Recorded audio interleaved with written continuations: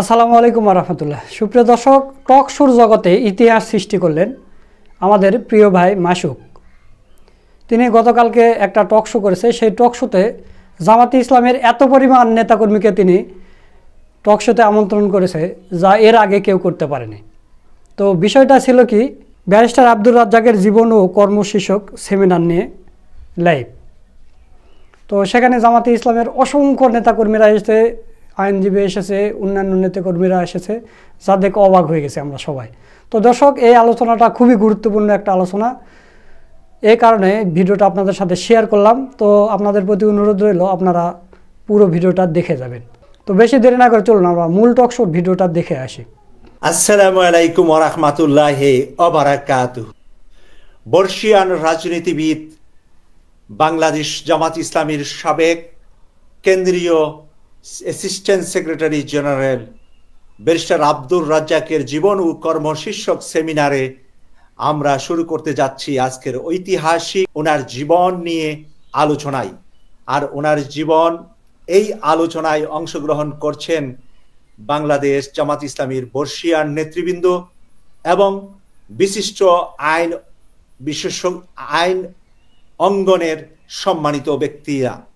আজকের এই অনুষ্ঠানে আমি সর্বপ্রথমেই স্বাগত জানাবো বাংলাদেশের অন্যতম বৃহৎ রাজনৈতিক দল বাংলাদেশ জামাত ইসলামীর চট্টগ্রাম মহানগরীর সম্মানিত আমির, সাবেক সংসদ সদস্য, সাতখানিয়ার কৃতি সন্তান, আমাদের সাথে যুক্ত হচ্ছেন চট্টগ্রাম থেকে সম্মানিত শাহজাহান চৌধুরী। আমি সম্মানিত শাহজাহান চৌধুরীকে স্বাগত জানাচ্ছি আমাদের আজকের এই লাইভ অনুষ্ঠানে। সর্বপ্রথমে আপনাকে আমাদের দর্শকদের উদ্দেশ্যে সালাম এবং শুভেচ্ছা বিনিময়ের জন্য অনুরোধ করছি। আমাদের সাথে আজকে সর্বমোট 17 জন অতিথি কথা বলবেন। 17 জন অতিথিকে আমরা সময় দেব। লন্ডন থেকে যুক্ত হবেন 4 জন অতিথি, তারা সবার পরে যুক্ত হবেন, কারণ সময়টা এখন বাংলাদেশের জন্য। বাংলাদেশ সময় এখন রাত 10:36। আমরা চাবো যে 1 ঘন্টা থেকে সোয়া 1 ঘন্টার ভিতরে বাংলাদেশের সকল অতিথিদের বক্তব্য নিতে।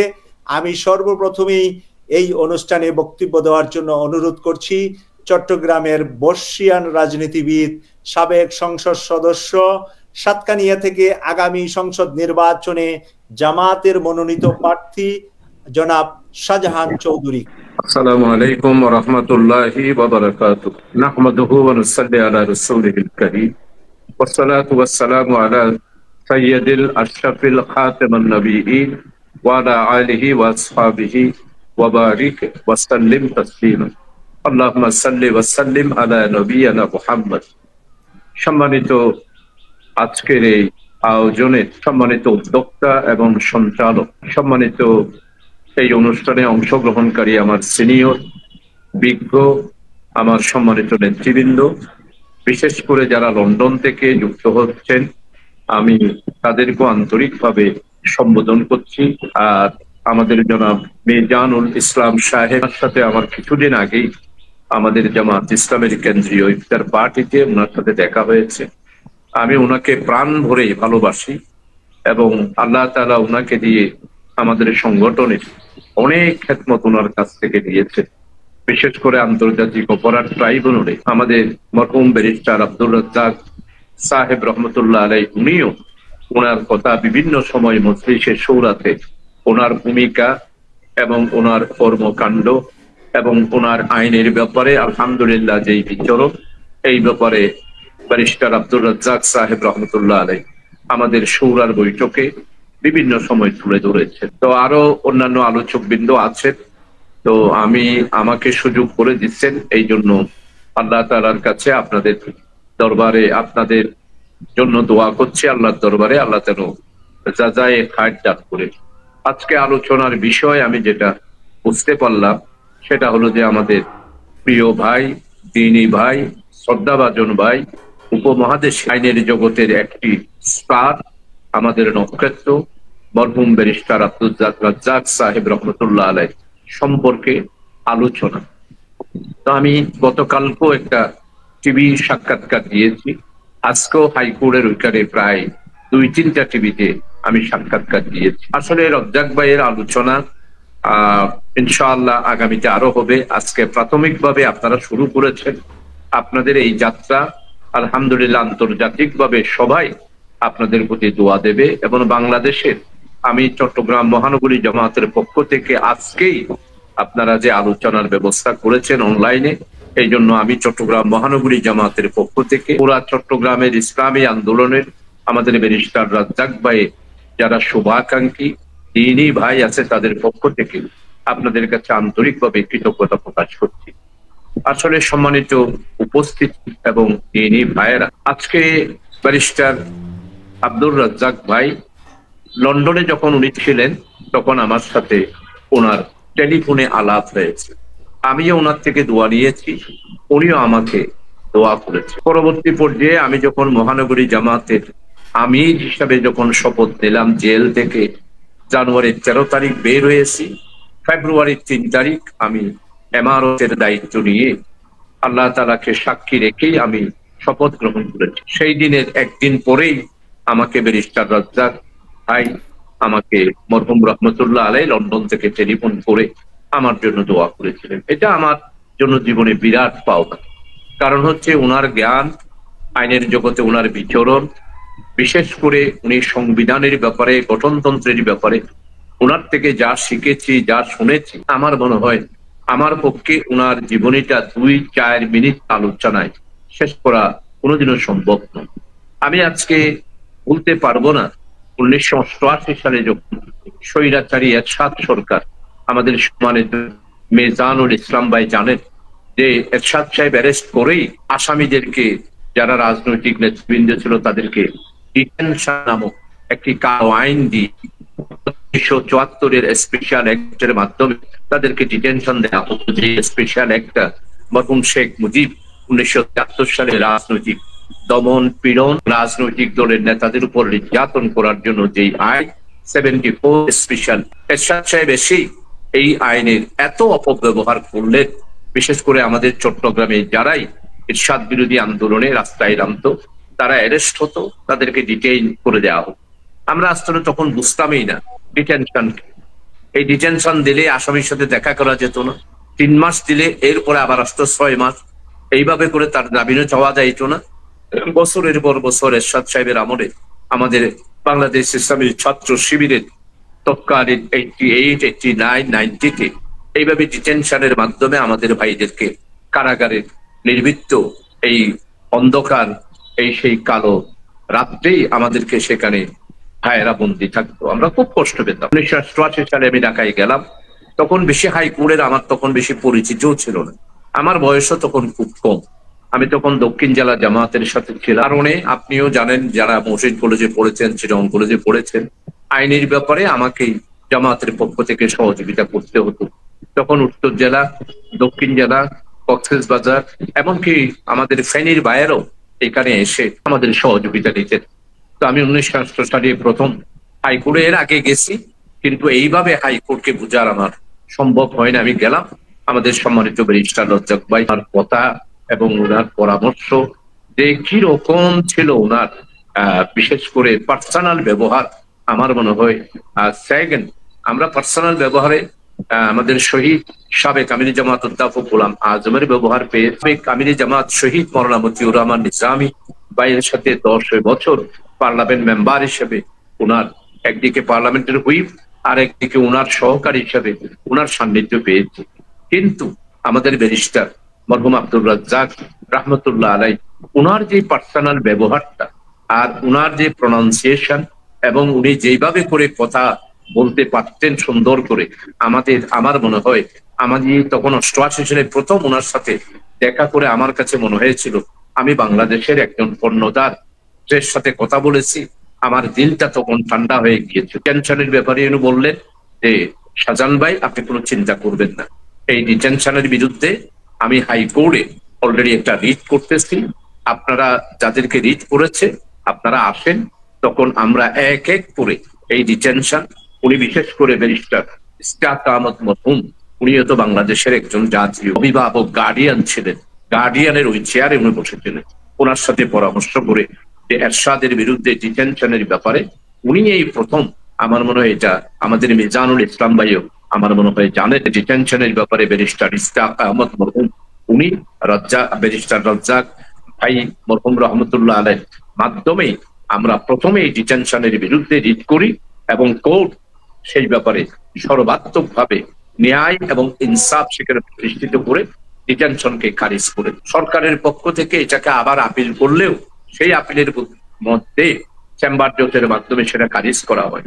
1989 সাল থেকে এরশাদ সাহেবের 74 স্পেশাল অ্যাক্ট ডিটেনশন, এটা এক পর্যায়ে গিয়ে তারা যেভাবে অপব্যবহার করেছিল, হাইকোর্ট সেই দিন তৎকালীন স্বৈরাচারী প্রেসিডেন্ট এরশাদ সাহেবের এই আইনের মাধ্যমে সেখানে চ্যালেঞ্জ করে রিট প্রত্যাহার আমরা পাইতে শুরু করলাম। তখন থেকে আমাদের জনশক্তির বিশাল একটা সাহস এসে গেল।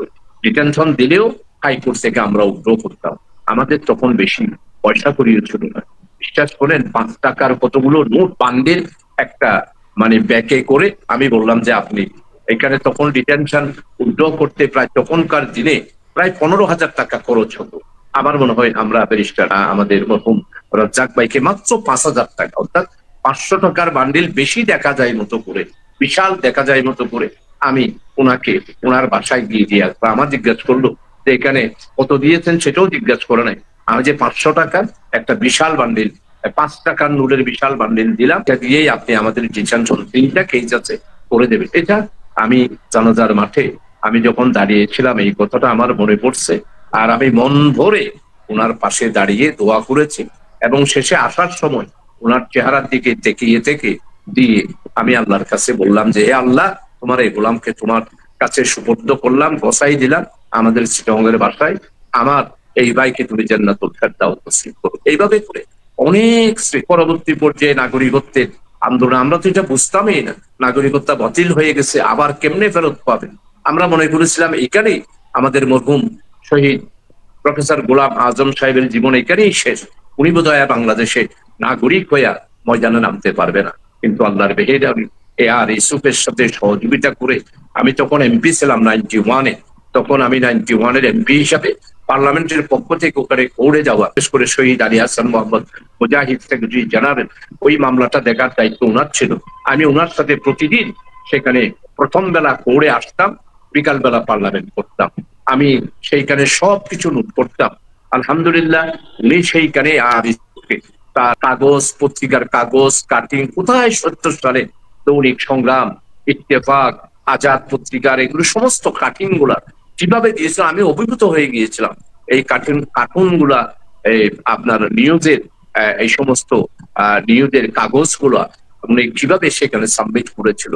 তো আলহামদুলিল্লাহ ওনার ত্যাগ এবং তিতিক্ষা এবং ওনার আপ্রাণ চেষ্টার মাধ্যমে বাংলাদেশের 53 বছরের ইতিহাসে এবং পাকিস্তানের 25 বছরে নাগরিকত্ব বাতিল হওয়া একজন সম্মানিত, আমাদের নাগরিকবিহীন আমাদের একজন রাজনৈতিক নেতা, ইসলামী আন্দোলনের বিশ্বনন্দিত নেতাকে উনি নাগরিকত্ব আল্লাহর মেহেরবানি ফেরত পেলেন এবং 1996 নির্বাচনে এই নাগরিক অধ্যাপক গোলাম আজম সারা বাংলাদেশের রাজনৈতিক একজন একক ইসলামী আন্দোলনের নেতা হিসেবে টেকনাফ থেকে আতুরিয়া, পঞ্চগড় থেকে রূপসা থেকে পাতুরিয়া, এই বিশাল বাংলাদেশের তৎকালীন 15 কোটি মানুষের 16 কোটি মানুষের কাছে গোলাম আজম রহমতুল্লাহ আলাইহি একজন নাগরিক হিসাবে, জননেতা গোলাম আজম, মজলুম জননেতা গোলাম আজম, সমাজতন্ত্রের আসল দম গোলাম আজম, কমিউনিস্টের আসল দম গোলাম আজম, এই স্লোগানের মাধ্যমে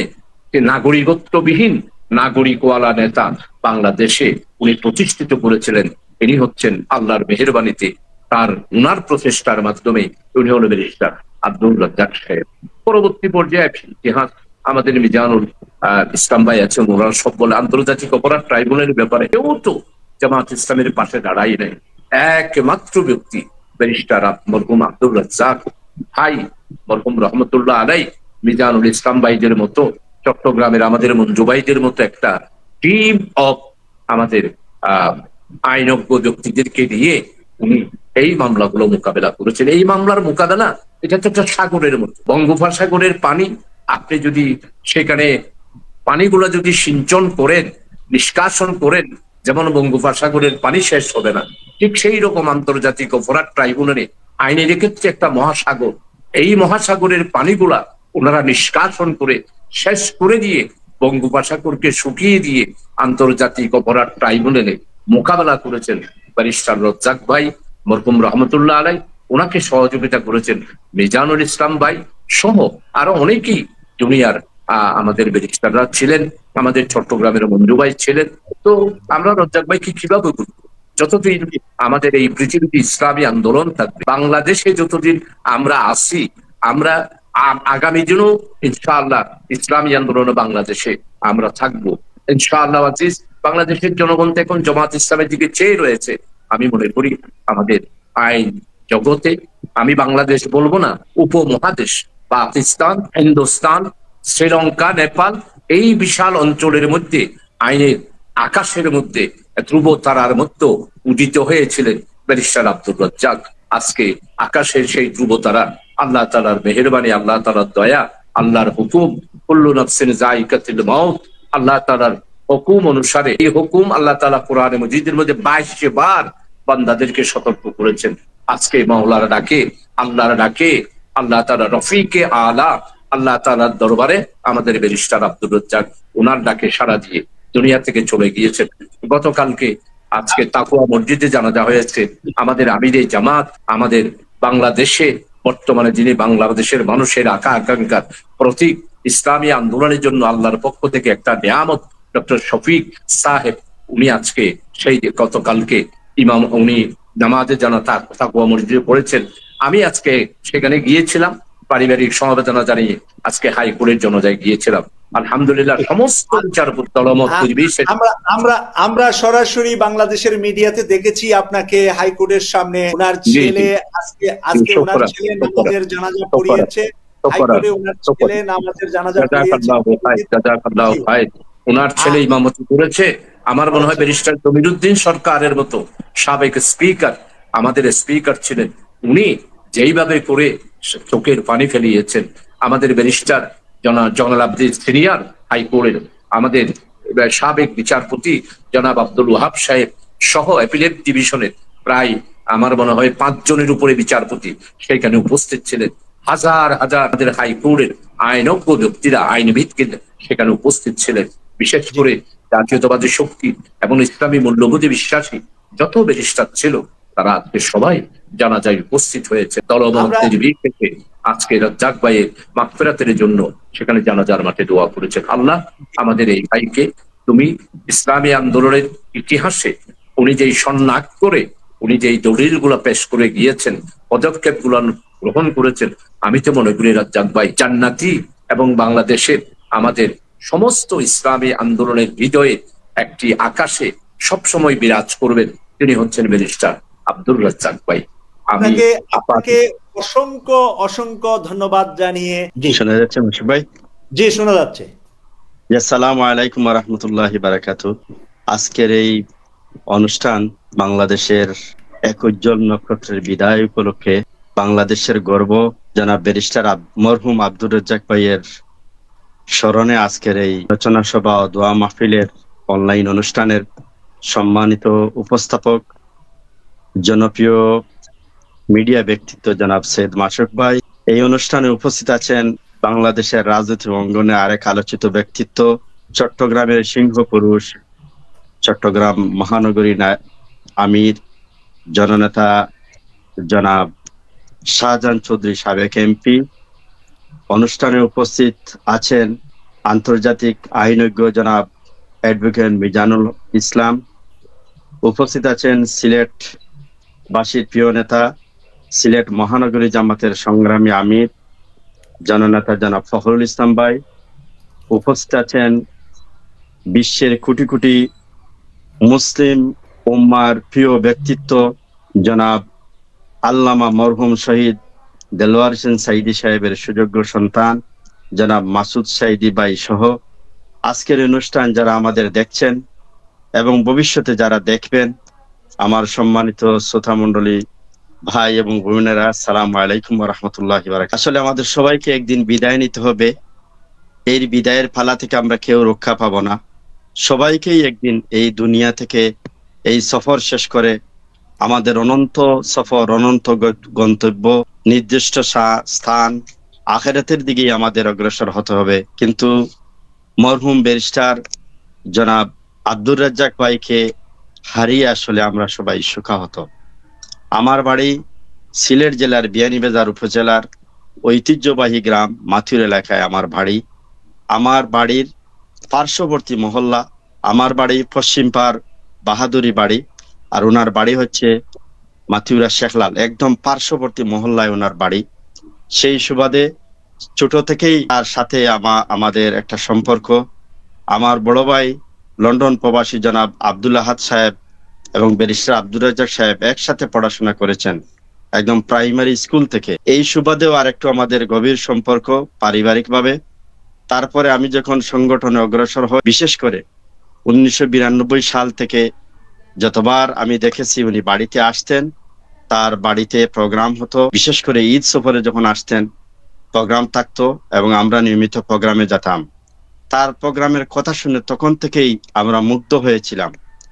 এবং আমি যখন 2000 সাল থেকে বিশেষ করে যখন তিনি যতবার সিলেটে সফরে আসতেন, সংগঠনের পক্ষ থেকে আমাকেই দায়িত্ব দেওয়া হতো যে ওনাকে সিলেট থেকে এয়ারপোর্ট থেকে রিসিভ করা এবং পারিবারিক বাস আসলে তার সাথে সময় দেওয়া, সাংগঠনিকভাবেও থাকলে তার গাড়িতে থাকা। এই সুবাদে প্রায় 10 থেকে 12 বছর আমার যতটুকু স্মরণ পড়ে তার সাথে আমি সফর সঙ্গী ছিলাম। বিশেষ করে যখন ওনাকে রিসিভ করতাম, উনি ভিআইপি লাঞ্চ দিয়ে আসতেন। এর আগে এয়ারপোর্টের ম্যানেজার সাহেবের সাথে ফোনে কথা হতো এবং তাকে যখন রিসিভ করতাম, রিসিভ করার পরে তিনি একদম স্বাভাবিকভাবে চলে আসতেন, কোনো ভাব গাম্ভীর্য এরকম ছিল না। এবং তাকে সফর শেষে যখন আবার নিয়ে দিতাম, অনেক সময় বিশেষ করে জোট সরকারের আমলে আমি দেখেছি, আমাদের আমির সাহেব আছেন এখানে, ওনারাও দেখেছেন যে অনেক সময় আমরা ভিআইপি লাঞ্চে যখন ওনাকে বিদায় দিতাম তখন দেখা যেত অনেক মন্ত্রীও এখানে হয়তো যাচ্ছেন বা আসতেছেন, তখন ওনাদের সাথে 1 মিনিট হ্যান্ডশেক করেই, মুসাফা করেই বা আমাদের সাথে একটু কথা বলেই বলতেন যে অজু আছে, বলে হ্যাঁ অজু আছে, চলো নামাজ পড়ে নি। তখন আমাদেরকে সাথে নিই বা অনেক সময় আমাকে সাথে নিয়ে তিনি নামাজ পড়তেন, যে নামাজের যেটা ওয়াক্ত হয়ে যেত, নামাজ পড়েই তিনি বসতেন।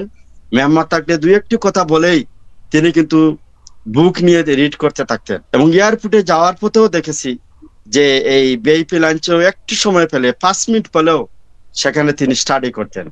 জি, এবং আব্দুল্লাহ মুনিম, আপনাকে আরো 1 মিনিট সময় কথা বলার অনুরোধ করছি। তার সাথে সফরে অনেক কিছু শিখেছি। বিশেষ করে লন্ডন আসার পরে যখন আমি একটা পরিস্থিতি আসলাম 2018 সালে, তার অফিসে যখন গেলাম, আমরা ফাইলগুলো নিয়ে গেলাম, তখন তিনি আমাকে বললেন অ্যাসাইলাম ক্লেম করতে, যে তোমার জীবনে যেগুলা সত্য ঘটনা আছে সেইগুলা তুমি উপস্থাপন করবে, কোনো মিথ্যার আশ্রয় নেবে না। তিনি আমাকে বলেন, আমি বললাম আমার এই ফাইলটুকু দিয়ে বললাম এই হলো আমার ফাইল, এখান থেকেই আপনি নির্যাসগুলো আপনি রাখবেন এবং কিভাবে আমার এটা নিয়ে আগাতে হবে সম্পূর্ণ আপনি যেটা ভালো মনে করেন সেটাই করবেন। বিশেষ করে ওনার সাথে যখন দেখা হতো তিনি বলতে তুমি আসবা।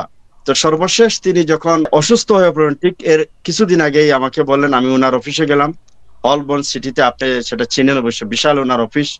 সেখানে যাওয়ার পরে নামাজের রক্ত হয়ে গেল, বললেন যে অজু আছে, বলে যে অজু আছে, বললেন তুমি নামাজ পড়ো, আমি বললাম জি না, আপনি নামাজ পড়েন, আমি পিছনে থাকবো। নামাজ পড়েই তিনি যে হাত তুলা মেরে যে দোয়া করলেন, সেটা এখনো আমার মনে পড়ে। আমাদের সাবেক আমিরে জামাত অধ্যাপক গোলাম আজম, আল্লামা নিজামী সাহেব সহ আমাদের যাদেরকে হত্যা করা হলো সবার নাম ধরে ধরে তিনি অনেক কেঁদে দোয়া করলেন। কিন্তু ওই দিন আমার একটা মনের মধ্যে কষ্ট লেগেছিল, উনি হাতটা ঠিক মতো তুলতে পারেন নাই, 2 হাত এরকম সামান্য তুলে তুলে অনেক দীর্ঘ লম্বা দোয়া করলেন। আমি শুধু তাকিয়েই থাকলাম। এরপরে বললাম আপনাকে মনে হচ্ছে যে একটু অসুস্থ, তো তিনি বললেন হ্যাঁ একটু অসুস্থ ফিল করতেছি কয়েকদিন থেকে, তুমি দোয়া করিও। আর গেলেই উনি আমার ভাইয়ের কথা উনি সবসময় জিজ্ঞাসা করতেন, অনেক কান্নাকাটি করে উনি অনেক দোয়া করলেন। ওনার বিশেষ করে ওনার কথা চলা অনেক মার্জিত, তাকে জীবনেও একদিন রাগ করতে দেখি নাই। এবং অনেক সময় আমাকে আমাদের এলাকায় বিশেষ করে বিয়ানীবাজারে কোনো বিশিষ্ট জন ইন্তেকাল করলে ফোন দিয়ে বলতেন, তুমি তো এলাকায় একটু যোগাযোগ রাখো, বলো তো ওনার অবস্থা কি, ওনার কয়জন ছেলে মেয়ে রেখে গেছে। মানে এক কথায় উনি দেশে বিদেশে সকলের খোঁজখবর রাখতেন, সকল দায়িত্বশীলের খবর রাখতেন।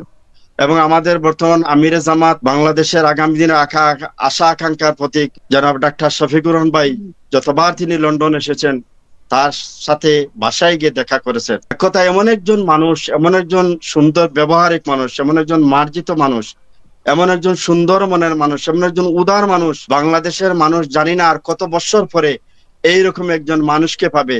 তার হাতে গড়া হাজার হাজার নেতৃত্ব তিনি তৈরি করে গেছেন, তার হাতে গড়া হাজার হাজার আলিম তৈরি করেছেন, তার হাতে গড়া হাজার হাজার আইনবিদ তৈরি করে গেছেন, যারা শুধু বাংলাদেশে নয় সারা বিশ্বের বিভিন্ন প্রান্তে প্রান্তে যারাই যে দেশে আছে তাদেরকে দেখা যায় কুজাইল যে অনেকেই ভালো অবস্থানে, ভালো একটা পজিশনে তারা কাজ করে যাচ্ছেন, সেবা করে যাচ্ছেন। আল্লাহ পাক তার সমস্ত কাজকে আমাদের সজ্জায়ে জারিয়া হিসেবে কবুল করে আল্লাহ পাক যাতে তাকে মাফ করে দিয়ে জান্নাত দান করেন সেই দোয়া করে আমার কথা শেষ করছি। সবাইকে মোবারকবাদ। আসসালামু আলাইকুম ওয়া রাহমাতুল্লাহি ওয়া বারাকাতুহু। ওয়ালাইকুম সালাম। আব্দুল্লাহ মনিম, আপনি জানেন যে আরো প্রায় 12 জন অতিথি পিছনে আছে, আপনার পিছনে আরো 12 জন অতিথি যুক্ত হবে লন্ডন এবং বাংলাদেশ মিলে। সেই কারণে আমরা একটু সময়টা আজকে করছি যে শুধুমাত্র একজন মানুষের দোয়ার জন্যই আয়োজনটা, তো ওনার জীবনের মূল কথাগুলো আমরা অতিথিদের কাছ থেকে শুনবো। আমরা এখন স্বাগত জানাচ্ছি, আমাদের অনুষ্ঠানে যুক্ত হয়েছেন ঢাকা মহানগর উত্তর জামাতের আমির এবং বাংলাদেশ ইসলামী ছাত্র শিবিরের প্রাক্তন কেন্দ্রীয় সভাপতি জনাব মোহাম্মদ সেলিম উদ্দিনকে। জাস্ট দর্শকদেরকে একটি সালাম দেওয়ার অনুরোধ করছি। আসসালামু আলাইকুম ওয়া রাহমাতুল্লাহি ওয়া বারাকাতুহু। ওয়ালাইকুম আসসালাম ওয়া রাহমাতুল্লাহি ওয়া বারাকাতুহু। আমরা দর্শকদেরকে একটি সালাম দেওয়ার অনুরোধ করছি সিলেট মহানগর বাংলাদেশ জামাত ইসলামীর আমির জনাব ফখরুল ইসলাম সাহেবকে। আসসালামু আলাইকুম ওয়া রাহমাতুল্লাহি ওয়া বারাকাতুহু। সম্মানিত দর্শক শ্রোতা মণ্ডলী, এখন যারা দেখছেন এবং পরবর্তীতে যারা দেখবে তাদের প্রত্যেককেই জানাচ্ছি অন্তরের অন্তঃস্থল থেকে শুভেচ্ছা এবং আমার সালাম।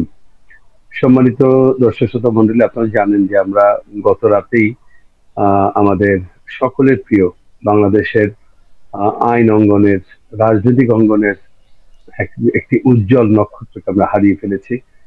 তিনি হলেন ব্যারিস্টার আব্দুর রাজ্জাক। আল্লাহর ডাকে সাড়া দিয়ে তিনি দুনিয়া সফর শেষ করেছেন। ইন্না লিল্লাহি ওয়া ইন্না ইলাইহি রাজিউন।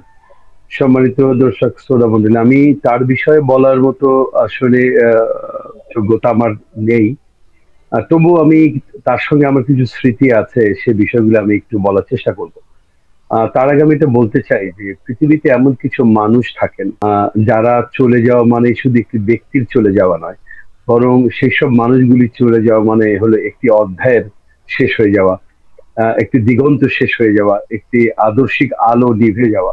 ব্যারিস্টার আব্দুর রাজ্জাক সাহেব ছিলেন তেমনই একজন মানুষ যিনি আলোক বর্তিকা হয়ে বাংলাদেশের আইন অঙ্গনে ন্যায় এবং ইনসাফ প্রতিষ্ঠার লড়াই করেছেন। সর্বাবস্থায় তিনি ন্যায়ের কথা বলেছেন। আমি যতটুকু জানি তিনি তার এথিক্স এর বাইরে, তার নৈতিকতার সঙ্গে সামঞ্জস্যপূর্ণ নয় এমন কোনো মামলা তিনি গ্রহণ করতেন না।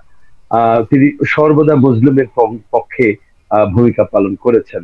তো এমন একজন মানুষকে আমরা হারিয়েছি যার অবস্থান শুধু আইন অঙ্গনেই ছিল না, বরং বাংলাদেশের মানুষের হৃদয়ে হৃদয়ে তার অবস্থান ছিল। ভাই, আমি আরেকটি বিষয় বলতে চাই, যেখানে 1992 সালে আমি ব্যারিস্টার আব্দুর রাজ্জাক চাচার সঙ্গে হাইকোর্টে, তখন আমাদের সাবেক আমির জামাত অধ্যাপক গোলাম আজম সাহেবের নাগরিক মামলাটি চলমান ছিল। তো তখন কৌতূহল বশত আমরা কয়েকজন মিলে হাইকোর্টে শুনানি শোনার জন্য গিয়েছিলাম। তখন তার সঙ্গে আমার প্রথম দেখা হয়। এরপরে দীর্ঘ সময় পরে ব্যারিস্টার আব্দুর রাজ্জাকের সঙ্গে আবার দেখা হয় 2009 সালের শেষের দিকে, যখন আমার শহীদ পিতা আল্লামা দেলাওয়ার সাঈদী তার স্বভাব সুলভ অভ্যাস অনুযায়ী তিনি মসজিদে হারামের উদ্দেশ্যে যাচ্ছিলেন রমাদান এবং তারাবি নামাজ আদায়ের জন্য। তো ঠিক সেই মুহূর্তে তৎকালীন খুনি হাসিনা সরকার তাকে এয়ারপোর্টে বাধা দেয় এবং এয়ারপোর্ট থেকে তাকে ফিরিয়ে দেয়। তাকে বিদেশে বাধা দেওয়াটি কেন অবৈধ নয়, কিংবা কেন তাকে ওমরা পালনে যেতে দেওয়া হবে না। তো সেই 2009 সালে এই রিটটি দায়েরের জন্য আব্বা ঢাকার পল্টনের সিটি হার্টে, যেখানে আমাদের ব্যারিস্টার আব্দুর রাজ্জাক চেম্বার ছিল, সেখানে আব্বা যান। তো আমার সৌভাগ্য হয় আব্বার সঙ্গে সেই চেম্বারে যাওয়ার। দীর্ঘ 17 বছর পর তার সঙ্গে আবার দেখা হয়। তিনি তখন আব্বার থেকে বয়সের ব্যবধান তার খুব খুব কম ছিল না, কাছাকাছি ছিলেন তারা বয়সে, কিন্তু আব্বাকে তিনি সবসময় বড় ভাই বলে সম্বোধন করতেন। 2009 সালেও আমি যখন তাকে দেখলাম দীর্ঘ 17 বছর পর, তখন আমার কাছে মনে হয়েছে একজন যুবক আইনজীবীর সঙ্গে আমি কথা বলছি বা তার সামনে বসে আছি। তো তো আব্বাকে তিনি অসম্ভব শ্রদ্ধা করতেন। বিশেষ করে ট্রাইব্যুনালে যখন আমার শহীদ পিতা আল্লামা সাঈদী সহ আমাদের সকল নেতৃবৃন্দের বিরুদ্ধে মিথ্যা মামলা চলছিল, মিথ্যা মামলা মিথ্যা সাক্ষী দিয়ে যখন আমাদের নেতৃবৃন্দকে যুদ্ধাপরাধী বানানোর কিংবা সাজানোর অপচেষ্টা চলছিল, ঠিক সেই মুহূর্তে যে কণ্ঠটি ট্রাইব্যুনাল সহ মিডিয়ার সামনে গর্জে উঠেছিল সেটি ব্যারিস্টার আব্দুর রাজ্জাক সাহেবের কণ্ঠ। তিনি এত সুন্দরভাবে এই মামলাগুলি পরিচালনা করেছেন, এত সুন্দর ভাবে এই মামলাগুলি যে মিথ্যা এবং অসার এটি জাতির সামনে প্রমাণ করেছেন, সেটি ভাষায় এখন আর প্রকাশ করা যাবে না। আমি একটি জিনিস ব্যক্তিগত অভিজ্ঞতাকে বলছি। আমি আমার নিজের ব্যক্তিগত আমার অনেকগুলি মামলা ছিল, খনি হাসিনা সরকার, সে মামলা এখনো আছে। তো আমি মামলার লয়ারদেরকে দেখেছি, এছাড়া অন্যান্য অনেক মামলার লয়ার দেখেছি। লয়ারদেরকে কাছে গেলে তারা মূলত তাদের প্রফেশনের খাতিরে যতটুকুন কাজ করতে হয় তারা ততটুকুন কাজ করেন। কিন্তু আমি ব্যারিস্টার আব্দুর রাজ্জাক চাচাকে দেখেছি যে তিনি তার প্রফেশনের বাইরে গিয়েও একেবারেই পরিবারের সদস্য হয়ে আমাদের মামলাগুলিকে যেভাবে দিন নাই রাত নাই অক্লান্ত পরিশ্রম করেছেন, যেটি আসলে এই ঋণ শোধ করবার নয়। আপনারা নিশ্চয়ই মনে আছে 2013-14 সালে তখন খনি হাসিনা সরকার বিরোধী আন্দোলন চলছিল, ব্যাপক আন্দোলন চলছিল। তখন প্রতিদিনই হরতাল থাকতো, অবরোধ থাকতো, বৃষ্টি ঝড় বাদল কোনো কিছুকে তিনি তোয়াক্কা করতেন না। অবরোধ হলেও তিনি আমাদেরকে তার বাসায় ডাকতেন, আমরা তার বাসায় যেতাম, তিনি আমাদেরকে সময় দিতেন। হরতাল হলেও তিনি কোর্টে আসতেন, তিনি একটি দিনও কোর্টে মিস করতেন না। তিনি মামলাগুলিকে এমন ভাবে নিজের করে নিয়েছিলেন, মনে হতো যেন এটি তার পরিবারের কোনো সদস্যেরই মামলা। তো তিনি আসলে এই কাজগুলি করে তিনি ইসলামী আন্দোলনের কিছু নেতার পাশে দাঁড়িয়েছেন তা নয়, বরং আমি মনে করি বাংলাদেশের গোটা ইসলামী আন্দোলন, মুসলিম মানুষ, মুসলিম পরিবার সকলের পক্ষে তিনি এককভাবে লড়াই করে গেছেন। তিনি শেষ মুহূর্ত পর্যন্ত মামলা লড়াই করছিলেন, কিন্তু তার লড়াইয়ের যে ভূমিকা তিনি রাখছিলেন, যেভাবে জাতির সামনে তিনি প্রত্যেকটি মামলাকে জাতির সামনে উন্মোচন করে দিয়েছিলেন যেগুলি সমস্ত অসত্য এবং মিথ্যা মামলা, ঠিক ওই মুহূর্তে তাকে সরকার বাংলাদেশ থেকে চলে যেতে বাধ্য করে। ঢাকার ধানমন্ডি থানায় তার বিরুদ্ধে একটি মিথ্যা বিস্ফোরক এবং আরো কি কি সব একটি মামলা দায়ের করে তাকে বিদেশে চলে যেতে বাধ্য করে, থেকে যেতে বাধ্য করে। মূলত তখন তিনি কোর্টের ভ্যাকেশন ছিলেন, তিনি ইংল্যান্ডে অবস্থান করছিলেন। ওই অবস্থা তার বিরুদ্ধে মামলা করে তিনি বাংলাদেশে ফিরে আসতে পারেন। তো আমার বক্তব্যটা এরকম যে ব্যারিস্টার আব্দুর রাজ্জাক সাহেবের মতো মানুষ যুগে যুগে হয়তো আল্লাহ শতাব্দীতে একজন পাঠান। ইসলামী আন্দোলনের জন্য তিনি আমি মনে করি একজন নিয়ামত ছিলেন, বিশেষ করে আইন অঙ্গনে মুসলিম মানুষের পাশে দাঁড়ানোর জন্য একটি বলিষ্ঠ কণ্ঠস্বর ছিল, যা আমরা আজকে হারিয়ে ফেলেছি। আমরা আল্লাহ রাব্বুল আলামিনের দরবারে তার আত্মার মাগফিরাতের জন্য দোয়া করি। আল্লাহর কাছে তার প্রতিটি কাজের জন্য আল্লাহ যেন নেক আমল হিসেবে গ্রহণ করে তাকে তার সকল ভুল ত্রুটি ক্ষমা করে দিয়ে জান্নাতের মেহমান হিসেবে কবুল করে নেন। এবং তিনি যে ন্যায়ের জন্য লড়াই করে গেছেন, সেই লড়াইটাকে আমরা আমাদের আদর্শ মেনে নিয়ে আমরাও যেন অন্যায়ের বিরুদ্ধে প্রতিরোধ গড়ে তুলতে পারি, অন্যায়ের বিরুদ্ধে গর্জে উঠতে পারি, অন্যায়ের বিরুদ্ধে আমাদের যার যতটুকু সামর্থ্য আছে তা নিয়ে মুসলিমের পাশে দাঁড়াতে পারি। এই শিক্ষা তিনি দিয়ে গেছেন। আমরা সেই শিক্ষা নিয়ে আমরা যেন ইসলামী আন্দোলনের সহ বাংলাদেশের সকল মুসলিমের পাশে দাঁড়াতে পারি। আল্লাহ আমাদেরকে সেই তৌফিক দান করুন। আমরা অসংখ্য ধন্যবাদ জানাচ্ছি বাংলাদেশের তরুণ সমাজের কাছে, যিনি সব অনেক বেশি জনপ্রিয়, ভালোবাসা যার রয়েছে আল্লাহর জন্য। ওনার বাবা আল্লামা সাঈদীর নামাজের জানাজা ঢাকা করার জন্য আমরা দেখেছি যে রাত ভর জেগে পিজি হাসপাতালের সামনে কিভাবে স্বৈরাচার তৎকালীন শেখ হাসিনার বাহিনীদের সাথে তাদের কত বড় কষ্ট করতে হয়েছে, এবং বাবাকে মৃত্যুর পরে যারা খুন করলো, খুনিরা উল্টা এই মাসুদ সাঈদীর নামে মামলা করলো, খুনের মামলা, এবং সেই মাসুদ সাঈদী দীর্ঘদিন ঘরে থাকতে পারেননি, বাড়িতে থাকতে পারেননি। কিন্তু আল্লাহর কি ইশারা, আল্লাহর কি মহিমা। আল্লামা সাঈদী বলেছিলেন, তোমাদেরকে একদিন এমন ঝাঁকুনি দেওয়া হবে দিল্লি মামার বাড়িতে গিয়ে ফেলে দিবে। আর সেই কথাটাই বাস্তবায়ন হয়েছে। কিন্তু আজকে যদি আল্লামা সাঈদী আমাদের মাঝে থাকতেন, তাহলে এই কথার বাস্তবায়নের জন্য হয়তো গোটা বিশ্ব থেকে মানুষ লাইন ধরতো ওনার কাছে, যে যেরকম ভাবে যে আপনার এই ভবিষ্যৎবাণীটা কি করে এরকম সত্য হলো, বাস্তব হলো, সঠিক যেই কথাটা বলেছেন ঠিক সেই কথাটাই হয়েছে, এত আগে আপনি কিভাবে বললেন। প্রিয় দর্শক, আজকের এই আলোচনায় আমরা গুরুত্বপূর্ণ ব্যক্তিদেরকে নিয়ে বসেছি, এবং বাংলাদেশ সময় এখন রাত 11:25 হয়েছে। আমি সেলিমউদ্দিন সাহেবকে, জি জনাব সেলিমউদ্দিন, আপনার সময় দায়িত্ব আছে, এই জন্য আমি একটু আর্লি যেতে চাই। আপনাকে দিচ্ছি এখন।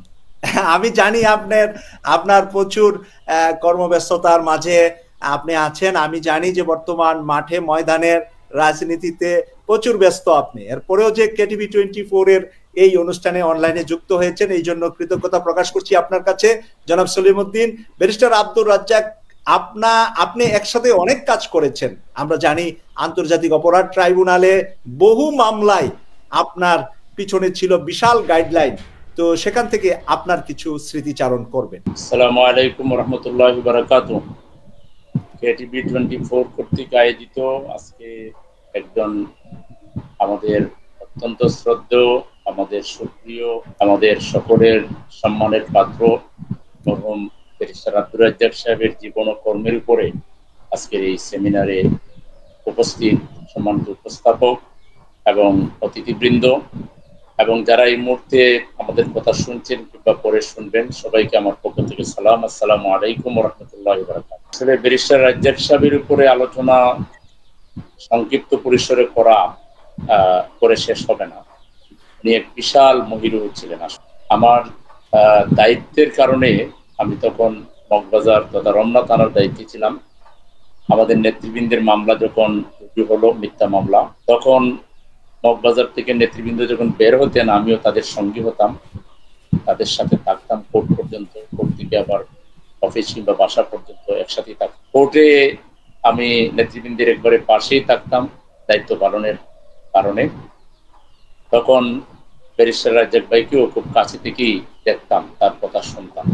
তিনি বাহ্যিকভাবে যেরকম তার উপস্থাপনা, তার অ্যাপ্রোচ শান্ত, সৌম্য, একেবারেই ভদ্র, অমায়িক, একজন চমৎকার মানুষ। এ ধরনের মানুষ আসলে খুব কমই সমাজে দেখা যায়। আর এত বড় মাপের একজন আইনজ্ঞ, একজন ব্যারিস্টার, আন্তর্জাতিক খ্যাতি সম্পন্ন একজন ব্যারিস্টার হওয়ার পরেও তার বাহ্যিক উপস্থাপনা, তার যে আচার আচরণ, যে কোনো মানুষকে আকৃষ্ট করতে বাধ্য। ঠিক একইভাবে তার ভিতর থেকে যে কথা বের হতো, কথাগুলো এত মেপে এত সুন্দরভাবে চমৎকার করে উনি প্রেজেন্টেশন দিতেন। বিশেষ করে কোর্টে তিনি যখন উপস্থাপন করতেন, তিন পতন নীরবতার মধ্যে কোর্ট সবাই তার বক্তব্য শুনে। এবং আমি মাননীয় বিচারপতিদের কাছ থেকে এরকম কমেন্টসও শুনেছি যে লার্নেড, আপনি বলুন, আপনার কাছ থেকে আমরা অনেক কিছু শিখতে চাই, এই কোর্টের জন্য, এই আইনের ইতিহাসে আপনার এই বক্তব্য অনেক কাজে লাগবে। রায় কি হবে আমরা জানি না, কিন্তু আপনার বক্তব্য ইতিহাস হয়ে থাকবে, ইতিহাসের জন্য পাঠ্য হয়ে থাকবে, শিক্ষণীয় হয়ে থাকবে। তিনি এত রেফারেন্স টানতেন, এত যুক্তি দাঁড় করাতেন যে এই যুক্তির বিরুদ্ধে আসলে কারো কিছু বলার, কিন্তু তারপরেও আমরা দেখেছি সব যুক্তি, সব বিষয়কে উপস্থাপন করার পরেও, সত্য উদ্ভাসিত হওয়ার পরেও আমরা দেখেছি যে আমাদের নেতৃবৃন্দের বিরুদ্ধে সম্পূর্ণ সাজানো, পূর্ব পরিকল্পিত, লিখে দেওয়া রায় পাঠ করে একটা জুডিশিয়াল কিলিং বিগত দিনে সম্পন্ন করা হয়েছে। এর বিরুদ্ধে যেসব আইনজীবী সোচ্চার কণ্ঠ ছিলেন, অনেক আইনজীবী বলতেন আমরা আপনাদের সাথে আছি, কিন্তু আমরা বিব্রত বোধ করছি। তারা ভয় পেতেন, তারা মানুষকে ভয় পেতেন। তো ব্যারিস্টার রাজ্জাক এক আল্লাহ ছাড়া আর কাউকে ভয় করতেন না। তিনি যা সঠিক মনে করতেন, তিনি যেটাকে ন্যায় মনে করতেন, তিনি যেটাকে সত্য মনে করতেন, তার পক্ষে তিনি দাঁড়িয়ে যেতেন এবং তিনি দাঁড়িয়েছিলেন। তিনি আমাদের নেতৃবৃন্দের মামলার প্রধান ল কাউন্সিল ছিলেন।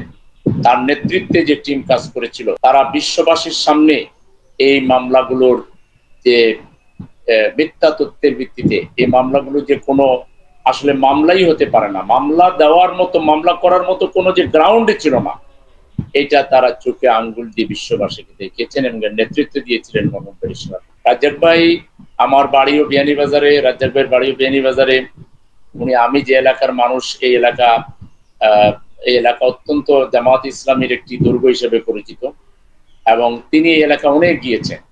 ওই এলাকার অনেক মানুষের নাম তিনি জানেন, যাদের নাম আমি শুনেছি, আমি কোনো দেখিও নাই। তিনি এদের সম্পর্কে, এদের পরিবার সম্পর্কে জানতেন। বিশেষ করে আমাকে ফোন করলেই উনি জিজ্ঞেস করতেন। উনি আমার বিয়েতেও গিয়েছিলেন, উপঢৌকন সিলেটে দিতে পারেন নাই, ডাকে এসে আমাকে অনেকদিন ফোন করেছেন, সেলিম তোমার উপঢৌকনটা আমি পৌঁছাতে পারি নাই, আমার কাছে খুব খারাপ লাগছে, আমি এটা নিয়ে আসতে চাই। আমি বললাম রাজ্জাক ভাই আপনার আসার দরকার নাই, আমি একদিন বাসায় এসে আপনার কাছ থেকে সেই উপঢৌকন নিয়ে যাবো। আমি একদিন গিয়ে আমি নিয়ে আসছি। অনেক চমৎকার উপঢৌকন তিনি দিয়েছিলেন। মানে কোনো জিনিসই তার চিন্তার বাইরে থাকতো না।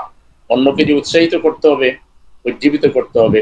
তিনি আমাদের সাথে অত্যন্ত মোলায়েম ভাষায় কথা বলতেন, অনেক মানে মানে চমৎকার করে। ছোট বড় কাউকে তিনি যে অ্যাড্রেস করতেন, এটাকে ছোট বড় পার্থক্য করা যেত না। ছোটকেও তিনি অনেক আদর করে কথা বলতেন, চমৎকার ভাষায় কথা বলতেন। তিনি প্রায় আমার পরিবারের খবর নিতেন, আমার মা বাবার কি অবস্থা, যতদিন বেঁচে ছিলেন মা বাবার খবর নিতেন। চলে যাওয়ার পরে বলতেন, তোমার মা বাবা তো চলে গেছেন, ভাই বোন কয়জন, ছেলে মেয়ে কয়জন, অলওয়েজ এই খবরগুলো তিনি নিতেন। এবং রাজনীতির খবর আমাকে জিজ্ঞেস করতেন, সেলিম তোমার দৃষ্টিতে, তুমি নতুন প্রজন্মের রাজনীতিক, তোমার দৃষ্টিতে বাংলাদেশের ভবিষ্যৎ কি, এই মামলাগুলোর ভবিষ্যৎ কি, এটা কি ওইটা কি। আমাদের আভ্যন্তরীণ সংগঠন অনেক বিষয় তিনি আমাকে অনেক সময় নির্বাহীর মিটিং এ ঢুকতেছেন, আমি হয়তো পাশে বসা, আমি রমনা থানার আমির, তো উনি আমাকে পাশে নিয়ে বলতেন, সেলিম বলতো এই বিষয়ে তোমার অপিনিয়ন কি, তুমি কি বলতে চাও। মানে আমি দেখতাম যে তিনি যে কোনো বিষয়ে তার অপিনিয়ন মেক করার আগে তিনি কনসার্ন ছিলেন যে এটাকে কিভাবে কত সুন্দর করে কত সঠিকভাবে উপস্থাপন করা যায়। এই জন্য তিনি একজন ছোটের কাছ থেকে, আমি নির্বাহী না, আমি কর্মপরিষদ না, শুধু রমনা থানার আমির, আমাকেও তিনি জিজ্ঞেস করতেন যে কি তুমি ভাবছো এটা নিয়ে। আমি বুঝতাম, এখন বুঝি যে তিনি বৈঠকে যাওয়ার আগে বিভিন্ন জনের কাছে কথা বলে তার চিন্তাকে তিনি ম্যাচিউর করে নিন। আলহামদুলিল্লাহ, আল্লাহ তাআলা তার মধ্যে অফুরন্ত গুণাবলী দিয়েছিলেন। তিনি বাংলাদেশের সকল মানুষের প্রাণপ্রিয় মানুষ, আমি যতটুকু বুঝতে পারি। জামাত ইসলামের মধ্যে তো তিনি সকলের কাছে গ্রহণযোগ্য ছিলেন। যে কয়জন ব্যক্তিত্ব জামাত ইসলামের কাছে আলাদা একটা গ্রহণযোগ্যতা ছিল, তাদের মধ্যে তিনি একজন অন্যতম। কারণ তিনি এই দুঃসময়ে জামাত নেতৃবৃন্দের মামলা লড়েছেন। এর আগেও প্রফেসর গোলাম আজম রাহিমাহুল্লাহর মামলায় তিনি ঐতিহাসিক রোল প্লে করেছেন। ফলে তার এই রুলের কারণেই, তার এই ভূমিকার কারণেই জামাতের আঙ্গিনায় তিনি একজন প্রাণপ্রিয় মানুষ ছিলেন। এর বাইরে তিনি অন্যান্য পলিটিক্যাল পার্টির লোকদের কাছেও, দেশের আপামর জনগণের কাছে একজন গ্রহণযোগ্য, শ্রদ্ধেয়, বরণীয় ব্যক্তিত্ব ছিলেন। এটা জীবিত অবস্থা আমরা উপলব্ধি করেছি। তার বিদায় নেওয়ার পরেও তার জানাজা এবং তার বাসায় যেসব মানুষজন এসেছেন, আইনজীবী এবং সমাজের বিভিন্ন শ্রেণী পেশার মানুষ, থেকে বোঝা যায় তিনি জামাতের এরিনার বাইরেও সমাজের বিভিন্ন শ্রেণী পেশার মানুষের সাথে তার একটা অন্তরঙ্গ সম্পর্ক ছিল। আমরা আল্লাহর কাছে ফরিয়াদ করব, দোয়া করব, আল্লাহ তাআলা তার ত্রুটি বিচ্যুতিগুলোকে ক্ষমা করে তাকে যেন জান্নাতুল ফেরদাউস নসিব করেন। এবং তিনি যে নেক আমলগুলো করেছেন, সেই নেক আমলগুলোর ওসিলায় আল্লাহ তাআলা যেন তার সমস্ত গুনাহ খাতা মাফ করে দিয়ে তাকে জান্নাতের আলা মাকাম দান করেন। আমরা মহান মাবুদের কাছে সেই দোয়া করি। এবং তার শোক সন্তপ্ত পরিবার বিষয়ে তিনি দুইজন সন্তান, তারাও খুব উঁচু মাপের ব্যারিস্টার, তারা এখন সুপ্রিম কোর্টের ব্যারিস্টার এবং তারা মানে ভালো পজিশনে ব্যারিস্টার হয়েও বাবার নামাজের জানাজা আজকে সুপ্রিম কোর্টে ছেলে পড়িয়েছে। ব্যতিক্রমা দুই ভাই দুইটা জানাজার নামাজ পড়িয়েছেন। আর কালকে ইহসান পড়িয়েছেন, আজকে ব্যারিস্টার ইহসান পড়িয়েছেন। তো তিনি সুযোগ্য সন্তান গড়ে গিয়েছেন যারা বাবার জানাজার নামাজ পড়তে পারে। আধুনিক শিক্ষা শিক্ষিত হয়েও তারা জানাজার নামাজ পড়াতে পেরেছে এবং তাদের বাবার জন্য দোয়া করেছে। এই জন্য তিনি তার উত্তরসূরি, যোগ্য উত্তরসূরি রেখে গেছেন, এটা একটা ভালো খবর। তারা আইন অঙ্গনে অনেক ভূমিকা রাখছেন, বিশেষ করে জামাত ইসলামীর যে কোনো মামলায় তার দুই সন্তান তারা অগ্রণী ভূমিকা পালন করছেন। সুতরাং তিনি জীবিত থাকতেও যেমন ভূমিকা রেখেছেন, তার উত্তরসূরি রেখে গিয়েও তার সেই ভূমিকাকে তিনি কন্টিনিউ করছেন এবং করবেন ইনশাআল্লাহ। তিনি তার দ্বিতীয় জীবন শুরু হয়েছে, কিন্তু তিনি আমাদের কাছে স্মরণীয় হয়ে থাকবেন, করণীয় হয়ে থাকবেন। বাংলাদেশের ইতিহাসে নয়, বিশ্বের ইতিহাসে তার মতো একজন উঁচু মাপের আইনজীবী তিনি স্মরণীয় হয়ে থাকবেন। আমরা ব্যারিস্টার রাজ্জাকের এই চলে যাওয়ার প্রতি সহজেই পূরণ করতে পারবো না, তবে তিনি যে রেফারেন্স রেখে গিয়েছেন, যে দৃষ্টান্ত রেখে গিয়েছেন, সেগুলোকে যদি আমাদের আইন অঙ্গনের আইনজীবীরা এবং আমাদের এই অঙ্গনের লোকেরা যদি অনুসরণ করেন এবং তার যে ব্যক্তিত্ব, তার মার্জিত যে জীবন, তার যে ইসলাম সম্পর্কে তার যে তিনি অগাধ জ্ঞান রাখতেন, তিনি দার্সে কোরআন পেশ করতে পারতেন। আমি একবার তার দার্সে কোরআন শুনেছিলাম জামাত ইসলামী ঢাকা মহানগরী উত্তরের একটা রোকন সম্মেলন, এবং এটাই আমি প্রথম শুনেছিলাম এবং এটাই শেষ দার্স শুনেছিলাম। আমাকে মনে হয়েছে যে তিনি কোরআনের উপরে ভালো পাণ্ডিত্য রাখেন। আলহামদুলিল্লাহ, আধুনিক শিক্ষা শিক্ষিত হওয়ার পরেও তিনি কোরআনের উপরে অগাধ জ্ঞান রাখতেন এবং কোরআনের একজন অনুসারী ছিলেন, ইসলামের একজন খাঁটি অনুসারী ছিলেন। ইসলামী জিন্দেগি তিনি যাপন করতেন।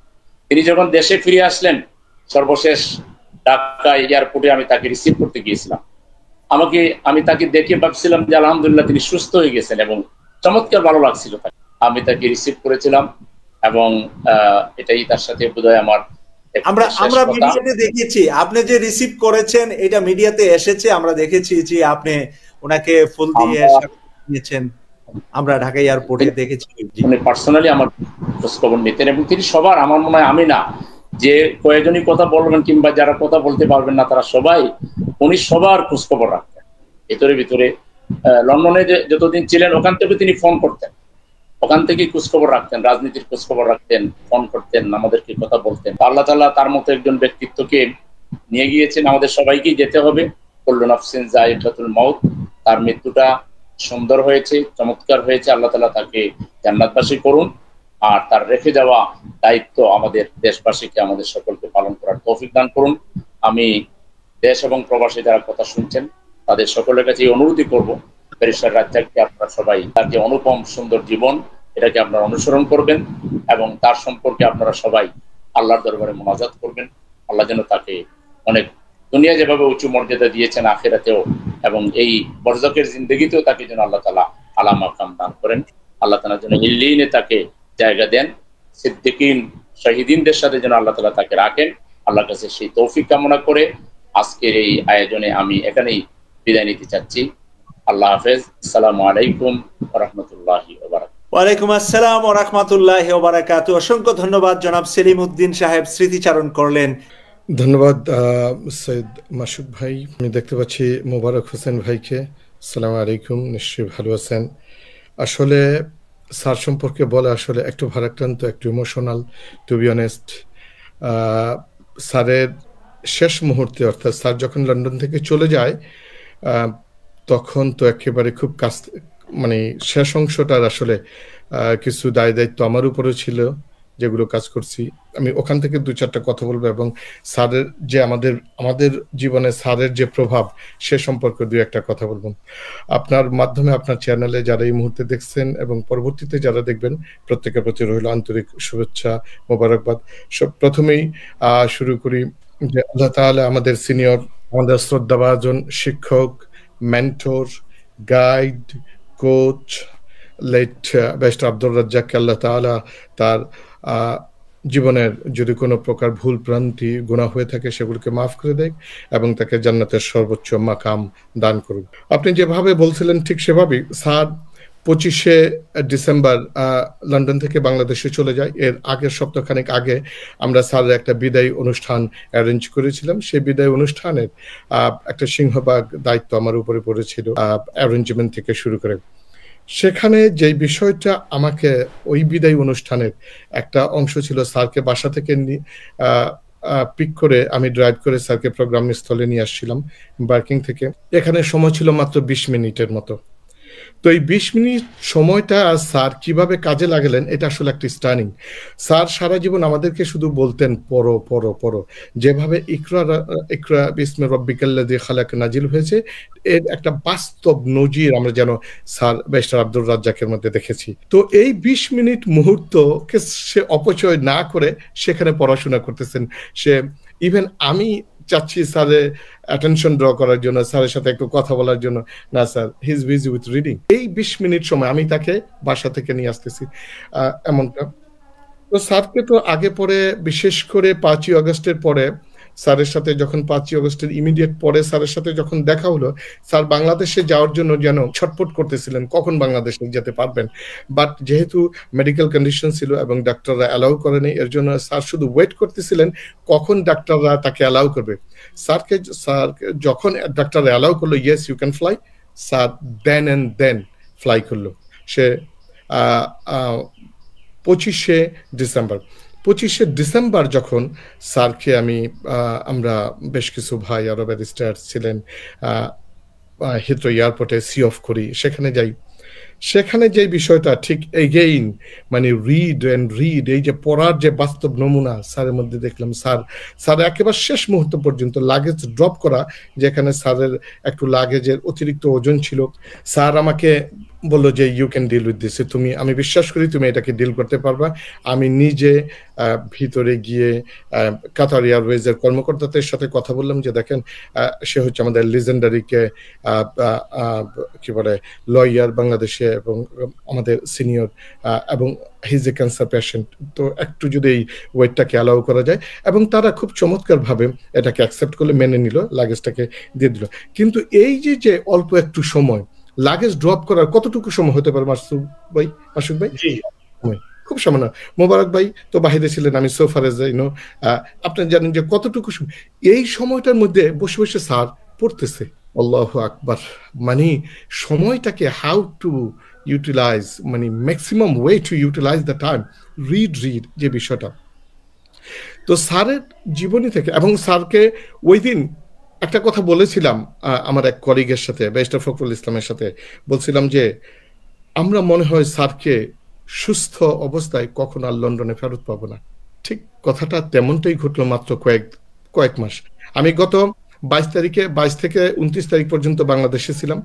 স্যার আইসিইউতে ছিলেন। ইমরান ভাইয়ের সাথে আমার কথা হয় টেক্সটের মাধ্যমে। আমি স্যারকে দেখতে গিয়েছিলাম আমি আসার আগের দিন। তো ওখানে গিয়ে আমার সাথে আমার ডাক্তার ফ্রেন্ড ছিল, আব্দুল নূর সায়েম, আরো বেশ কিছু ডাক্তার। স্যারের কন্ডিশন আমরা দেখলাম। দেখার পরে ওরা আমাকে একটা কমেন্ট করলো ডাক্তারি ভাষা, তো বললো যে নট রিওয়ার্ডিং। তখনই বুঝে ফেললাম, ওরা বললো যে স্যার মনে হয় এখান থেকে সুস্থ হয়ে ফিরে আসে না, খুব কঠিন। তখন থেকেই মানে মনকে মানিয়ে নেওয়ার একটা চেষ্টা করলাম। বাট স্যার সম্পর্কে আমি স্যারের 3টা বিষয় যেটা আমার জীবনে প্রভাব ফেলেছে, এই 3টা বিষয় একটু না বললেই নয়। এরকম স্যার আসলে হচ্ছেন আমাদের প্রেরণার বাতিঘর। স্যার হচ্ছে আসলে আমাদের লিগ্যাল ফ্র্যাটার্নিটিতে তার যে লিগেসি এবং তার যে অবস্থান, এটা হচ্ছে সমুদ্র তুল্য। স্যারকে নিয়ে ঘন্টার পর ঘন্টা সিরিজ আলোচনা করা যাবে। বাট সেখান থেকে 3টা বিষয় আমার আরো এর অন্য আলোচনা বা অন্য লেখাতেও বলে একটু আমি দর্শকদের উদ্দেশ্যে এবং পরবর্তীতে যারা দেখবেন তাদের একটু জানাতে চাই, বিশেষ করে স্পেশালি লয়ারদের। স্যারের সাথে স্যার আমাদেরকে যখনই এটা বলতেন যে দেখো, যে মানে to be truthful before the court and don't allow you do not need to tell a lie, and you must not allow your client to tell a lie and mislead the court. তার নিজে তো বাস্তব জীবনে কখনোই mislead এবং লায়ের করেন। এটা যে বাস্তব জীবনে আমাকে পার্সোনালি এভাবে আলহামদুলিল্লাহ এখনো পর্যন্ত এভাবে যে প্রভাব ফেলেছে, যে স্যার যেই কথাটা বলেছিলেন, আমি ঠিক স্যারের কথাটাকে যদি আমি হুবহু কোট করি, আমার স্পষ্ট মনে আছে। এটা ব্যাক ইন 2006 স্যার এই কথাটা বলেছিলেন সোফার এরকম, if you are competent in law then you do not need to tell a lie and you must not mislead the court. just one minute নিচ্ছি আপনার থেকে। ডক্টর প্রফেসর মোবারক হোসেন ভাই, আপনি সারাদিন বিশ্ববিদ্যালয় করে এখন অনেক টায়ার্ড, বাংলাদেশের সময় এখন রাত 12টা 11 মিনিট। আপনি বিদায় নিলে, আপনি রেস্ট করলে আমাদের বেশি সোয়াব হবে। আপনি বিদায় নিয়ে রেস্ট করেন। আমার আরো 3জন অতিথি লন্ডন থেকে 3জন আইনজীবী যুক্ত হচ্ছেন, 3জনই আইনজীবী, 3জনই ব্যারিস্টার এখন যুক্ত হবে। অনুষ্ঠান আরো আধা ঘন্টা চলবে, তাই আপনি এত লেট করা দরকার নাই। আমাদের কাছ থেকে বিদায় নিয়ে আপনি ঘুমাতে যান, ঘুমানো দরকার, সকালে আবার ক্লাস নেবেন। ধন্যবাদ, শুক্রিয়া। আর আমি খুব মনোযোগ সহকারে ব্যারিস্টার ওয়াহিদ মাহমুদ ভাইয়ের আলোচনা শুনছিলাম। আসলে অনেকগুলো শিখার আছে বিষয়গুলো, এই জন্য শুনছিলাম। আমি একটু শুনবো, আর হচ্ছে আমি একটু অন্য কাজ করলে শুনতে থাকবো ইনশাআল্লাহ ইউটিউবে। কথাটা বলতেছিলেন যে বিশেষ করে স্যার সোফার অ্যাজ আই নো, যে এটা আসলে 2006 এর কথা, মানে যে truthfulness in the legal profession, এর উপরে স্যার বক্তব্য দিতে গিয়ে স্যার যেই কথাটা বলছিলেন, যেটা থেকে আমি শুরু করেছিলাম, যে if you are competent in law you do not need to tell a lie and you should not mislead the court. Sir যে কথাটা বলেছে, তুমি তো নিজে মিথ্যে বলবে না, মিথ্যের আশ্রয় নিবে না, পাশাপাশি তোমার ক্লায়েন্ট যাতে মিথ্যে কথা বলতে না পারে এবং বলার চেষ্টা করে, এটাও তুমি অ্যালাউ করবে না। আলহামদুলিল্লাহ, দ্য মার্সি অফ আল্লাহ এবং স্যারের আমাদের যে অনুপ্রেরণার বাতিঘর ব্যারিস্টার আব্দুর রাজ্জাকের যে অনুপ্রেরণা, এখনো পর্যন্ত এটাকে আমি আমার বাস্তব জীবনে 100% এটাকে ফুলফিল করার চেষ্টা করতেছি। স্যার ড্রাফটের ক্ষেত্রে একটা কথা আমাদেরকে বলতেন বারবার, যে বিশেষ করে লিগেল যে রাইটিং গুলো যে আমাদের প্রতিনিয়ত লিখতে হয়, এই ড্রাফটের করার ক্ষেত্রে স্যার বলতেন যে draft, review, draft, refine and multiple, যে মাল্টিপল টাইমে স্যার বলতে যে এই ড্রাফটটাকে দেখো, আবার পড়ো, রিভাইজ করো। যে অনেক সময় দেখা যায় আমাদের একটা টেন্ডেন্সি থাকে, সময় কম থাকে, যার কারণে খুব দ্রুত একটা লিগ্যাল ড্রাফট করে আমরা পাঠিয়ে দেই কোর্টে বা। তো স্যার বলতেন যে কোর্টে বিভিন্ন ডকুমেন্টস পাঠানোর পূর্বে draft, redraft again and again, multiple time এটাকে ভিজিট করো, then you can demonstrate good structure and you can facilitate and help the court to come to a good conclusion. Sir এই যে যেটা, এবং স্যার আমি স্যারের সাথে যেহেতু কাজ করার সুযোগ হয়েছে, স্যার কিছু কিছু ক্ষেত্রে ড্রাফটকে বিটুইন দ্য স্পেস পড়তেন, বিটুইন দ্য লাইন পড়তেন, ধরে ধরে কলম দিয়ে দাগ দিয়ে পড়তেন। এবং ইভেন ইফ ছোট্ট মাইনর যেখানে একটা কমা সেমিক্লোনও যদি আমাদের কোনো সময় একটু বাদ পড়ে যেত, স্যার বলতো যে এটা নো, ইউ মাস্ট নট, এটা কিন্তু সুন্দর না, এটা তোমাকে আরেকটু কেয়ারফুল হতে হবে। স্যার এভাবে করতেন। স্যারের আরেকটা বিষয় যেটা হচ্ছে, আমি আমার বাস্তব জীবনে আমি আমার এখানেও অ্যাপ্লাই করার একটা সুযোগ হয়েছিল। স্যার সম্ভবত 2008-এ লন্ডনে একটা বক্তব্য দিতে গিয়ে তার একটা অভিজ্ঞতার কথা বলতেছিলেন, যে তুমি যদি পাংচুয়াল হও, তুমি যদি ট্রুথফুল হও, তুমি যদি কোর্টের প্রতি শ্রদ্ধাশীল হও এবং কোর্টকে যদি তোমরা যদি হেল্প করো, তাহলে কোর্ট তোমাকে হেল্প করবে। এটা বলতে গিয়ে স্যার বলতেছিলেন যে স্যার একদিন সাবমিশন দিচ্ছিলেন কোর্টে বাংলাদেশে। স্যার বাংলাদেশে কোর্টে একটা সাবমিশন দিচ্ছিলেন, তখন জোহরের আজান হচ্ছে। তো স্যার লর্ডকে বলল, my lord, the lord of the lords is calling me, I need an adjournment. How powerful, আপনি থিঙ্ক অ্যাবাউট ইট। সে ব্যারিস্টার আব্দুর রাজ্জাক সাহেব সুপ্রিম কোর্টের জাজকে সে সাবমিশন দিচ্ছে এবং বলতেছে যে মাই লর্ড, যে lord of the lords is calling me, so I need an adjournment for few minutes so that I can complete my যোহর প্রেয়ার। এবং উইদাউট এনি হেজিটেশন স্যারের একটা সংক্ষিপ্ত অ্যাডজার্নমেন্ট দিয়ে স্যারকে নামাজের জন্য যাওয়ার সুযোগ করে দেয়। ঠিক exactly same thing happen to my life. আপনারা জানেন যে উইন্টারে আমাদের দিনটা অনেক ছোট হয়ে যায় এদেশে, এবং আমি একদিন একটা কোর্টে ছিলাম, অ্যাসাইলাম হিয়ারিং করতেছি, so far as I remember, lengthy hearing, জোহরের সময়, সরি জুমার দিন, জুমার নামাজ তো হবে, তো কিভাবে পড়বো। তো আমার হিয়ারিং, আমার সাবমিশন চলতেছে এবং it gonna be at least 1 hour submission হবে, যেহেতু অ্যাসাইলাম। তো আমি স্যারের ঠিক সেম প্রিন্সিপালটাকে এদেশের কোর্টে অ্যাপ্লাই করলাম। আমি আমার ট্রাইব্যুনাল জাজকে বললাম যে, এখানে তো আমরা স্যার বলি যেহেতু ট্রাইব্যুনাল, স্যারকে বললাম যে sir may I have an adjournment. তো বললো যে তুমি সাবমিশনের মাঝে হঠাৎ অ্যাডজার্নমেন্ট চাচ্ছ কেন? তো আমি বললাম যে দেখেন, আমার তো ফ্রাইডে জুমা প্রেয়ার আছে, কংগ্রেগেশন প্রেয়ার আছে, সো এই প্রেয়ারে আমাকে অ্যাটেন্ড করতে হবে। যে জাজটা ছিল, he was very gentleman, he was very good. সে উইদাউট এনি হেজিটেশন বলল, যেহেতু তুমি নামাজে যাবা, যাও, ইউ ক্যান গো। আমরা কতক্ষণ? আমি বললাম maximum I need half an hour. ও বললো যে যাও, তোমাকে আমি 45 মিনিট অ্যাডজার্ন করে দিলাম, আইসা আমাকে যাও, জানাবা, নামাজ পড়ো। স্যারের এই যে এই প্রিন্সিপাল গুলো আমাদের এই শিক্ষাটা, মানে শিক্ষাটাকে ছাত্র হিসাবে আপনি বাস্তবায়ন এবং ব্রিটিশ কোর্টে আমি অ্যাপ্লাই করেছি, ব্রিটিশ সুপ্রিম কোর্টে আপনি করে। স্যারের যে এই যে প্রিন্সিপাল গুলো, স্যারকে যে কাছ থেকে দেখা, কাজ করা, মানে আসলে স্যারের সাথে যারা মিশছে, যারা দেখেছে, যারা তারা স্যার যাদেরকে মেন্টর করেছেন, তারা নো ডাউট ইন ইট স্যারের ইন্টিগ্রিটি, ডিগনিটি, পার্সোনালিটি, ট্রুথফুলনেস নিয়ে আমার মনে হয় না ইভেন কোনো শত্রুও স্যারের এই সমস্ত গুণাবলী নিয়ে কোনোদিন কোশ্চেন করতে পারবে না। He is an idol. আমি barrister Mahbub, to be honest, barrister Wahid Mahbub, আমরা যেহেতু আজকে ব্যারিস্টার আব্দুর রাজ্জাক সাহেবের জীবন এবং কর্ম শীর্ষক সেমিনার করছি, সেহেতু আমরা চাচ্ছি যে আপনাকে নিয়ে আমরা পরের সপ্তাহ রাজনৈতিক অনুষ্ঠানে লম্বা কথা শুনবো। আমি 1 মিনিটে বলে দেই যে আমি ছোটকালে, মানে যখন স্কুলে পড়ি, তখন সর্বপ্রথম ব্যারিস্টার আব্দুর রাজ্জাক স্যারের নামের সাথে পরিচিত হই ব্যাক ইন 91 এর দিকে। যখন ল ফিল্ডে আসি তখন চিন্তা করি যে বাংলাদেশের যদি কোনো আইডল হয়ে থাকে, যদি কোনো আইনজীবীকে যদি অনুকরণ করতে হয়, barrister Abdur Razzak is my idol till নাও।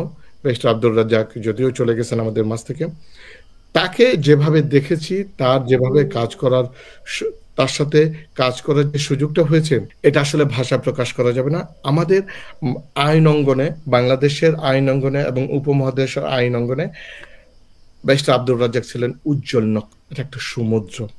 এবং তাকে এই 2, 4, 5, 10 মিনিটে তার সম্পর্কে আমার মনে হয় না যে কথা বলে আমরা শেষ করতে পারবো। আপনাকে অসংখ্য ধন্যবাদ। বিসমিল্লাহির রহমানির রহিম।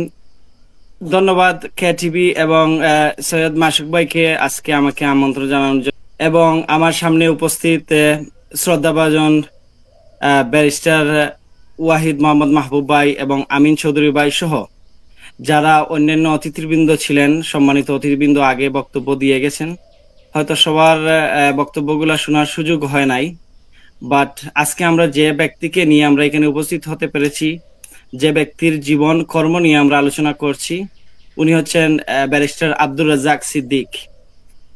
সো সর্বপ্রথম আল্লাহ শুকরিয়া আদায় করছি যে আপনাদের সাথে আমরা সম্পৃক্ত হতে পেরেছি। আমি এই জন্য শুকরিয়া আদায় করতেছি, আলহামদুলিল্লাহ, আল্লাহ তাআলা এই সুযোগ করে দিয়েছেন। এবং যে ব্যক্তিকে নিয়ে আমরা আজকে আলোচনা করতেছি, কল্লেশ আমার প্রিভিয়াস যে বক্তা ভাই, শ্রদ্ধাভাজন বড় ভাই, উনি বলে গেছেন যে সারা দিন আমরা আলোচনা করলেও শেষ হবার নয়। উনার মহত্ব, উনি যেগুলা কাজ করে গেছেন বিশেষ করে আইন অঙ্গনের জন্য, বাংলাদেশ এবং ইউকেতে উনি যে ভূমিকা রেখেছেন আইন অঙ্গনে, সেটা ভূয়সী প্রশংসার দাবি। বিশেষ করে উনি 1980 উনি কল টু দ্য বার হয়েছেন, সেটা আমাদের জন্মেরও আগে। সো উনার সাথে আমার কাজ করার সৌভাগ্য হয়েছে এই দেশে। উনি, আপনারা জানেন, আমাদের ওয়াহিদ মোহাম্মদ মাহবুব ভাই জানেন, উনি লেজিস চেম্বারে কাজ করতেন। সেই সুবাদে আমি তখন কোয়ালিফাইড সলিসিটার, এবং উনাকে আমার ইনস্ট্রাকশন দেওয়ার সুযোগ হয়েছে অনেকবার। উনি আমাদের ক্লায়েন্টের জন্য বিভিন্ন জায়গায় গিয়েছেন। সো সেটা দিয়ে আমি শুরু করতেছি আজকের বক্তব্যটা, একটা পার্সোনাল এক্সপিরিয়েন্স দিয়ে। সো প্রথম যেদিন ওনার সাথে আমার দেখা হয় এই প্রফেশনাল লাইফে, তো আমি যখন ট্রাইব্যুনালে গেছি, কোর্টে, তখন উনি আমাকে জিজ্ঞেস করলেন, পরিচয় নিলেন। তারপরে ধরেন ওনার সম্পর্কে আমার বিরাট একটা ধারণা ছিল, এত বড় একজন আইনজীবী, ব্যারিস্টার, ওনার সাথে কথা বলতেছি, আই ফিল একটু কিভাবে স্টার্ট করব।